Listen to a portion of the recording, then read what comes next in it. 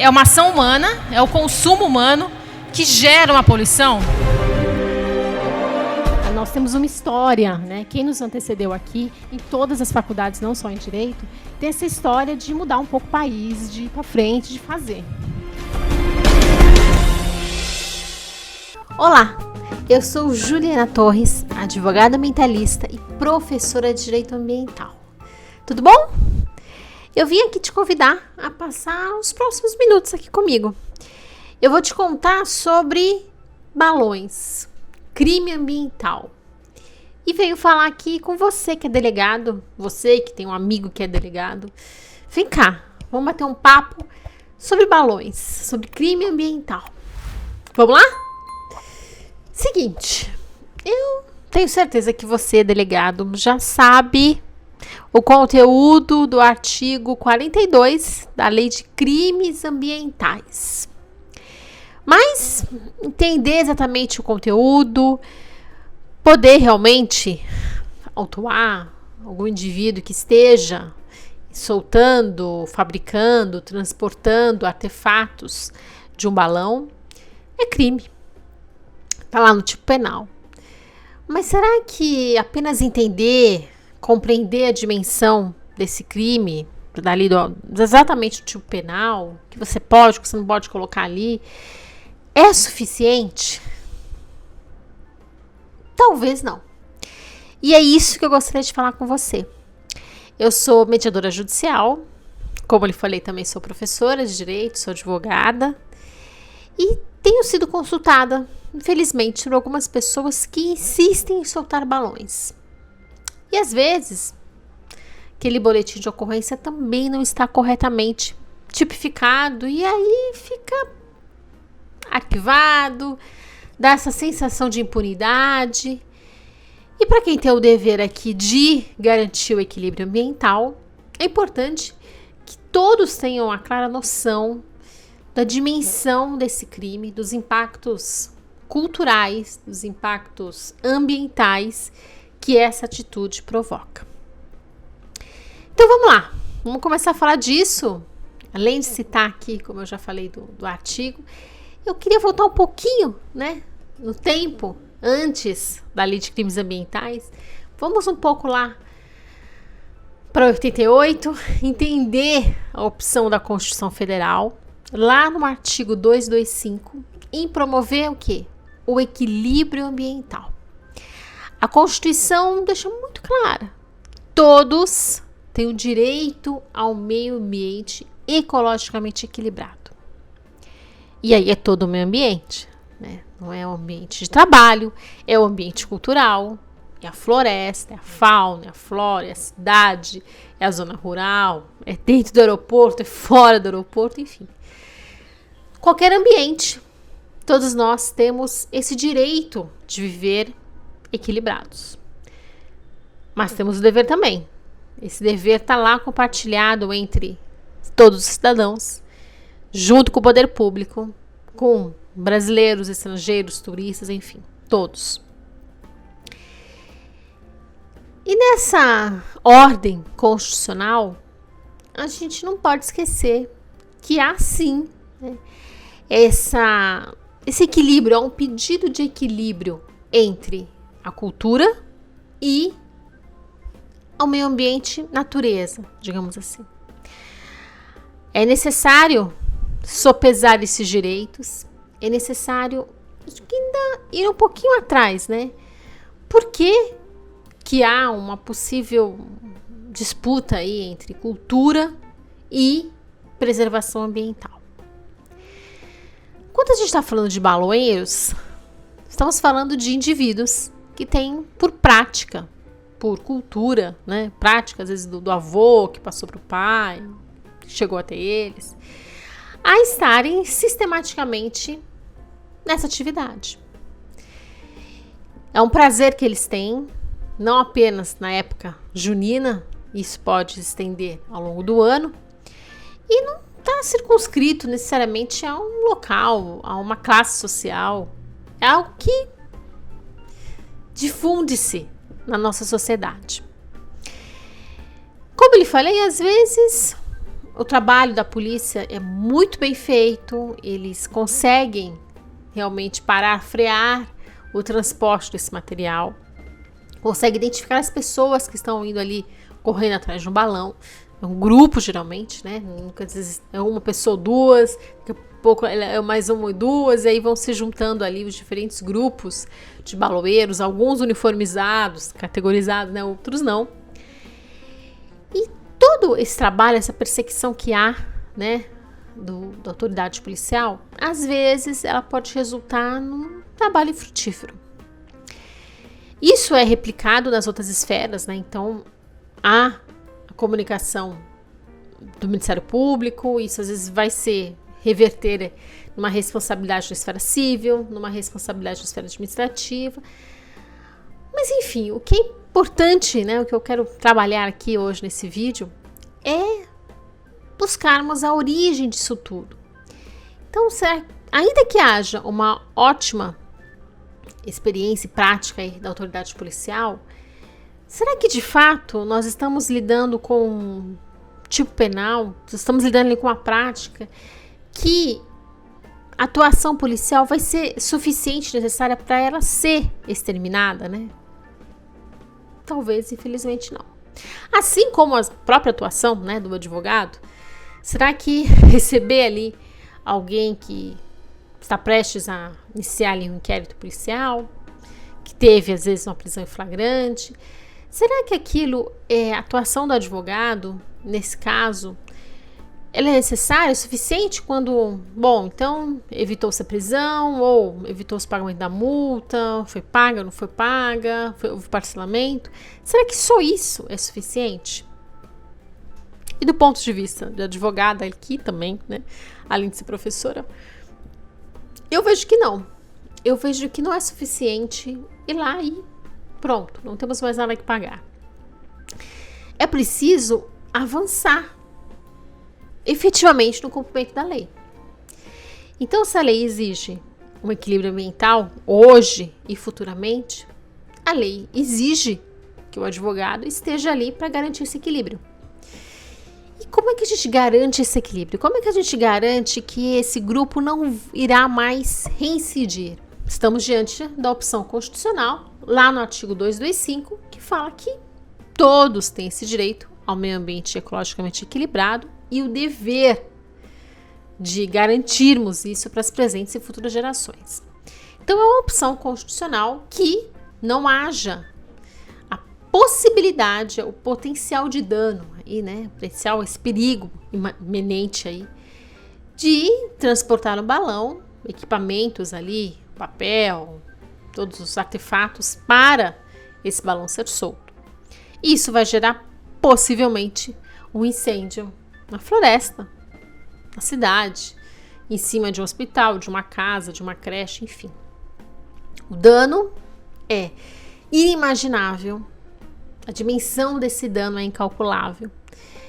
E por isso que, atendendo à opção constitucional de mantermos o meio ambiente equilibrado, eu tenho ali a Lei de Crimes Ambientais que veta, né, proíbe a prática de soltar balão e tudo aquilo que está envolvido naquela atividade. Por isso que tem vários verbos ali ao longo do artigo. Só autuar, eu vejo que não tem surtido um efeito necessário. E ali, como todos nós temos a função de prevenção da pena, é preciso talvez voltar um pouco atrás. Entender que a mesma opção constitucional do artigo 225, que olha, né, para a floresta, para a cidade, e que por isso proíbe soltar balões, é a mesma ordem constitucional que defende a cultura. Então, até que ponto essa prática reiterada, sistemática entre os familiares, ela pode ser entendida como um elemento cultural? E como elemento cultural, eu tenho que preservá-lo, eu tenho que fazer essa sopeção de direitos aí, como que eu vou equilibrar aí, quais os critérios que eu vou usar para entender se um bem, a vida, o bem a não terem uma potencial de dano no aeroporto, fogo na floresta, numa cidade, enfim, ele tem que ser maior, essa proteção à vida tem que ser maior do que a proteção a essa atividade cultural. Se assim for entendida, assim for compreendida.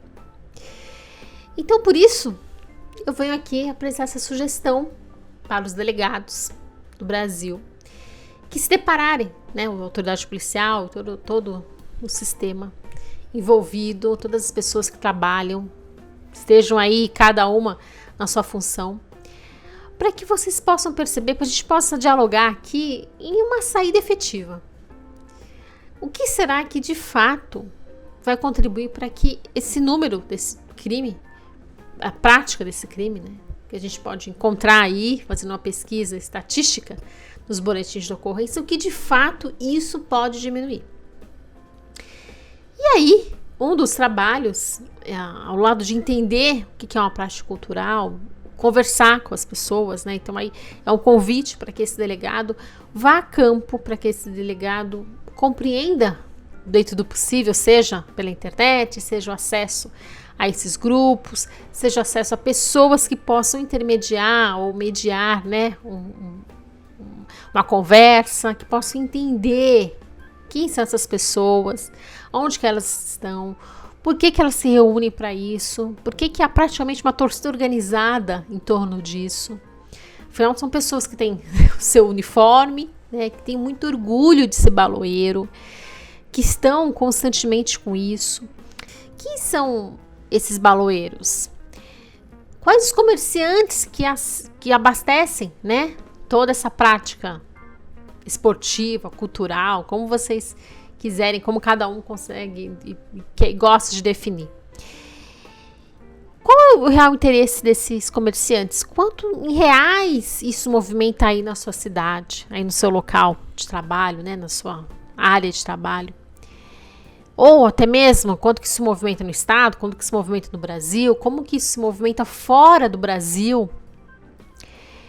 Será que outros países podem auxiliar para a gente evitar, né, de fato, que ocorra novamente esse crime e que todo esse perigo que eles colocam aí, que eles estão proporcionando com essas atividades, realmente cesse? Afinal, a gente está cumprindo aí nosso papel como operadores do direito, é promover o equilíbrio ambiental, é promover o fim, de fato, desse crime. A gente só consegue fazer isso quando a gente entende os reais interesses das pessoas envolvidas e quem são, de fato, essas pessoas envolvidas. Será que no dia a dia, além do baloeiro, além dessa família, além dos vizinhos, dos colegas, dos amigos, dos comerciantes, há mais alguém envolvida? Há algum interesse além desse? Quando eu descubro o interesse, né, o mediador, o negociador, ele vai a partir daí. Ele descobre o real interesse daquela pessoa e de todas as pessoas que estão envolvidas, né, de todos esses stakeholders aí, esse grupo de possíveis vítimas, possíveis réus. Quando a gente entende o real interesse disso tudo, a gente consegue evitar, consegue atender talvez esse interesse, evitando o dano real, dano concreto, tanto para as presentes quanto para as futuras gerações. Pode parecer estranho, pode parecer, né, uma lenda isso, mas esse é o trabalho do negociador, esse é o trabalho diário do mediador. E eu aqui, como mediadora, como lhe falei, posso passar os instrumentos que nós utilizamos e o nosso real objetivo de trabalho. Então, se é garantir de fato esse equilíbrio ambiental, como que eu vou entender essa pessoa, esse grupo, esse baloeiro que pratica aí sistematicamente esse crime ou que pretende praticar ele, principalmente na época aí das festas juninas? O que de fato ele quer? Será que em conjunto com as Forças Armadas, há alguma liberalidade a ser feita para que ele possa soltar esse balão em algumas condições? Como que isso ocorre? Nós temos, amplamente conhecido, o passeio da Capadócia, né? Que é um tipo de balão diferente. O que esse baloeiro quer? Ele quer esse tipo de balão? Ele quer um outro tipo de balão? O que de fato lhe dá prazer e porque ele quer continuar nessa atividade. Como que eu posso compatibilizar de fato no dia a dia com os instrumentos que temos e atendendo aí as peculiaridades da região em que trabalha, no bairro, na cidade, no estado, enfim. Como que esse baloeiro pode ser entendido, pode ser respeitado enquanto ser humano, enquanto alguém que quer desenvolver uma prática que pode ser cultural, pode ser esportiva. Em determinado momento ela pode ser bem-vinda, e até que momento que, olha, fazer um balão, atividade, colar e de fazer estrutura, sem que haja fogo, aquilo é possível, aquilo é bem-vindo, aquilo é uma arte, mas a partir do momento, qual momento que essa arte deixa de ser aí uma atividade totalmente lícita para passar a ser uma atividade ilícita? Será que a gente pode identificar isso? E será que esse tipo penal está de acordo com isso? Ou não? Como ele fala, ó, fabricar. Fabricar o balão já é uma atividade, está no tipo penal, então nem fabricar eu posso. Mas se a gente for entendendo exatamente aí na prática o que há, de fato, o que existe, quais os reais interesses, a gente pode caminhar para uma sociedade, para um futuro próximo aí, em que esses interesses são de fato atendidos, são respeitados, sem que haja incêndio, sem que haja a exposição a perigo de todo o meio ambiente. E aí a gente fala tanto dos aeroportos, como é comumente, né, trazido isso nas matérias, nas mídias, em todas as reportagens que ocorrem por aí, que a gente vê facilmente aí nos canais. Mas também temos hospitais, temos creches, temos toda a via residencial, vias, essencialmente, fabris, que também geram um grande dano, um dano incalculável. A própria floresta, então, o que de fato significa aquilo? É um balão que cai numa floresta. Olha, aparentemente não tínhamos ali nenhum animal, mas e todo o ecossistema que está ali? Como que isso é afetado? Qual o real dano que existe ali? Isso um biólogo, um engenheiro ambiental vai poder analisar de fato a dimensão desse dano. Então é preciso não menosprezar, né, toda a cadeia de danos ambientais que podem ocorrer com a atividade do baloeiro.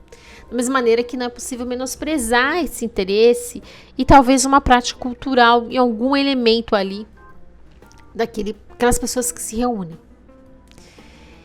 E aí, entendendo de fato que há, né, a dimensão, quantas pessoas são nessa localidade, nesse bairro, nessa cidade, por que que elas estão ali se reunindo, quando que elas se reúnem pelas redes sociais, elas convidam outras e há esse trânsito, né, essa inclusão de novos participantes constantemente. Por que há essa certeza de impunidade quando falamos de crimes ambientais, que geralmente a pena é baixa, né? Em comparação com outros crimes, parece que a penalidade é muito baixa. E por que entender que a penalidade é baixa? Esse é o grande trabalho aí do delegado, do dia a dia, e de todos os operadores de direitos envolvidos. A penalidade é baixa porque não se pretende que o crime ocorra. A lei sabe muito bem, baseada em todo esse ecossistema, baseado em todo o fluxo das leis físicas e químicas, o que se pretende é manter o ambiente equilibrado, em pé. Então, o objetivo é ser aquela floresta em pé. Sabemos que a partir do momento que houver um incêndio, aquela floresta não será mais a floresta. Poderá haver anos para sua recuperação, dependendo do tipo do bioma envolvido, da dimensão de todo aquele incêndio. Então, como a lei quer garantir esses bens ambientais, ela vai trabalhar com o quê? Ela vai trabalhar sempre na prevenção. Então, por isso que ela coloca uma pena baixa. É esse o real intuito da lei, está aí, né, na exposição de motivos, que se não pretendeu em nenhum momento penalizar com altas penas. Se pretende sempre na questão ambiental trabalhar para que esse crime não ocorra. Trabalhar extensivamente na prevenção. E aí que eu convido os delegados a atuarem. A principal atividade de vocês nessa questão é a prevenção. Está aí a Polícia Militar Ambiental para trabalhar nisso, para poder explicar, né, isso com maiores detalhes, mas eu venho aqui a dizer aos delegados da Polícia Civil a importância dessa prevenção. Por isso que eu tô aqui. Vamos dialogar, vamos refletir de que maneira que, de fato, é possível entender as partes envolvidas, entender esses stakeholders e começar alguma atuação prática para que eles sejam entendidos, ouvidos, compreendidos e de que maneira esses interesses podem ser atendidos na atual sociedade. Ainda cabe, né, de fato, uma proteção, a lei ainda protege essas pessoas. De que maneira essa prática, as pessoas nessas condições de estarem ali transportando material, estarem ali confeccionando material, é isso que está lá no tipo penal. Mas na prática, o que pode ser feito? Todas as atividades são criminalizadas e elas precisam ser entendidas por que elas ainda assim são praticadas. A partir dessa real, né, compreensão, vamos então aí olhar, é possível a gente entrar num acordo entre meio ambiente e prática cultural? É isso que a Constituição tem feito e tem todos os ambientalistas, advogados, juristas se debruçam, juízes, né, principalmente quando esse tema é levado a juízo. Ficam aí, né, nessa sopesão de direitos, vão lá olhar alguns critérios para excluir um direito, manter o outro e justificar aí por que ele é mantido. E aí eu convido a reflexão também sobre a justiça restaurativa. Será que é possível pensarmos em profissionais que, junto aí com o delegado, possam, de fato, né, promover aí o encontro entre aqueles que já cometeram um crime ou aqueles que não cometeram e que, de fato, vamos prevenir isso? Será que é possível falarmos em uma justiça restaurativa preventiva ou uma justiça preventiva? E é claro que sim, é claro que é possível falar em justiça preventiva porque essa é a base da lei ambiental. A lei de crimes ambientais, ela só existe porque ela está baseada nessa prevenção. Como eu falei, como repito, por isso que todos os tipos penais ali são baixos. Não se fala em reclusão de 20 anos. Pelo contrário, fala-se o quê? Em poucos anos em detenção. Às vezes uma medida ali, uma multa. Enfim, são várias as sanções que se debruçam sobre a necessidade de prevenção. Então eu não quero nem chegar ali. A lei, ela não olhou para a situação e falou, não, tudo bem se ocorrer esse crime. Não tem como ser tudo bem. Então, não é para ser desse jeito, é para que todos os esforços ocorram na prevenção. Por isso que eu venho aqui propor para os delegados, e a gente pode refletir sobre isso, eu estou aqui disposta a ouvir cada comentário, a conversarmos, seja pelas redes sociais, seja pessoalmente, presencialmente, sobre as possibilidades desse crime não existir mais aqui, seja nos próximos meses, seja nos próximos anos, para que haja um olhar atento a esses baloeiros, ao que de fato eles querem, pensam, estão aí praticando, pensam para os próximos anos, eles pensam em continuar com essa prática, eles pensam em adaptá-la àquilo que pode ser possível, aquilo que as Forças Armadas permitem, em quais regiões, para qual finalidade. É uma finalidade artística? É uma finalidade turística? Qual de fato é essa finalidade? Será que esse objeto balão pode ser substituído por outro? Será que esses artistas podem estar aí em outras oficinas de arte? Em algumas escolas de samba? Em algumas escolas e oficinas culturais? De que maneira a Secretaria da Cultura pode auxiliar o trabalho desses delegados e de todos nós? De que maneiras que rodas de conversa, né? Aquilo que está configurado hoje como justiça restaurativa, né? Quando já ocorre o crime, que é uma das medidas aí tão bem acolhidas pelo CNJ, para que se retire que for possível, né, da judicialização, a presença aí do juiz e todo aquele rito do devido processo legal, tudo aquilo que pode ser instrumento alternativo, solução alternativa, né, judicial, é muito bem-vindo. São os meios alternativos aí de soluções de conflitos, tão popularmente divulgados cada vez mais. E é claro que a área ambiental não pode ficar de fora, não fica. Há todo o amparo legal para que sejam utilizadas as técnicas, né, de negociação também para a questão ambiental. E se o objetivo básico da nossa Constituição e da nossa Lei de Crimes Ambientais é a prevenção, quais atividades os delegados podem fazer no seu dia a dia? E mais, de quem que precisam, né, para serem feitas? Então, essa conversa, essa reunião, essa audiência, essa mediação, essa sessão de conciliação, preventiva até a ocorrência da prática criminosa, ela pode ser realizada com apoio de quem? Então, quais os mediadores, os facilitadores que têm conhecimento ambiental? E é esse conhecimento que eu estou aqui falando, explicando. Eu preciso entender, né, o que é um bem ambiental, enquanto bem difuso, enquanto todos os seus titulares são pessoas indeterminadas, enquanto eles são de uso comum do povo, essencial à sadia qualidade de vida. Então, essa é a definição de bem ambiental que a gente encontra lá no artigo 225 caput da nossa Constituição. Quando a gente entende isso muito bem, quando a gente entende isso, olha, estamos falando de bens ambientais. E quais são eles? Tudo aquilo que for essencial à sadia qualidade de vida e de uso comum do povo. Então, assim é uma árvore, uma praça, o ar, uma praia, uma música, uma dança, elementos da cultura, elementos da cidade, a praça que está ali, a ciclovia, a ciclofaixa, tudo isso que pode ser desfrutado por todos e deve ser desfrutado por todos, né, para o equilíbrio ambiental.